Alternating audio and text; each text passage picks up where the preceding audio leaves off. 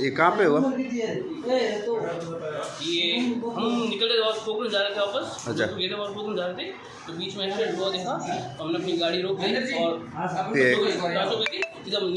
मतलब ये इस जगह कौन सी? ये यहाँ से हलो किलोमीटर निकल आगे स्कूल आती है। अच्छा, देरपुरा। हाँ, स्कूल के सामने निकल रही है। अच्छा, मोनिका कौन?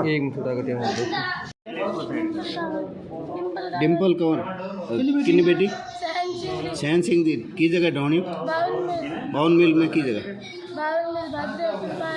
अच्छा, किलन भाटी है।